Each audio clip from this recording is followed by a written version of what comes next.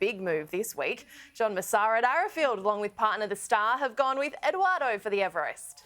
Julie, the 8-year-old gelding led for all but 200 metres of the Everest last year. Looking back, most experts would say he went too quick too early. I caught up with trainer Joe Pride for Racing Dreams on how he thinks this year will be very different. Really exciting over the weekend to finally get that slot that we've been after. Sort of felt pretty comfortable we would get in the race, but it's just nice to have it there, and particularly before we run first up. How do you describe him as a horse? He's unique. Yeah, he's a real character. He wasn't broken in until he was 4, and in a very small stable for the first part of his life. So you can imagine in that instance he's a bit like a spoiled only child, you know. And yeah, he's got a little bit of brat about him, but he's certainly very likeable. Like, he's an amazing athlete, and he's a very kind horse, but he's also a little bit cheeky and full of himself. Yeah, well, they've all got their own personality. 8 years old now. Yeah, I sort of look at that a little bit differently. More looking at him in the kilometres on the clock, and he's only had the 21 starts. So when you look at a horse and the fact he wasn't trained up as a young horse, it's really important. He's got amazing soundness, and that his joints are probably, you know, in the condition of maybe a 3 or 4 year old. Just through the fact he hasn't been pushed along at an early age, where that damage is quite often done. I don't like to bring up the past, particularly when it didn't end the way you wanted it to end, but he led until 200 metres. The engines were really going from straight away in that race. Yeah, look, a bit of rush of blood to the head, I'd say, and just an unrealistic pace there last year, and that won't happen again. Eduardo showing great speed, and Eduardo leads clearly by 2.5 on Nature Strip. Aubrey on third, they're well strung out. Eduardo at the 300 metres, a length clear. Nature Strip's been in his slipstream, giving chase 2 after Aubrey on her. Classic Legend 4 off. The grey flash is starting to cut loose. Here he comes, Classic Legend. Nash seems to rate this horse just perfectly. He gets him into a really nice rhythm, and I don't think he's too bothered by who's in front of him or who's behind him.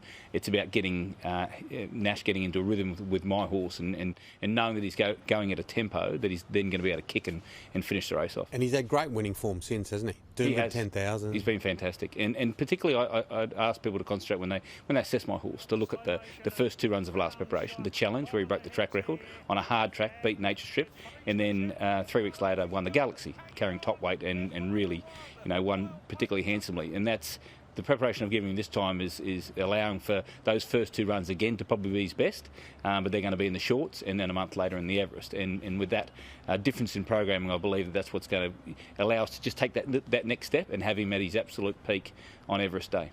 You've been going for 20 years yourself, of course, schooled under John Size, and you've got a real unique style, Joe, the way that you go about. It's not all yearlings that you get. You buy some older horses, Eduardo being a case in point. Yeah, look, it's I like that blend.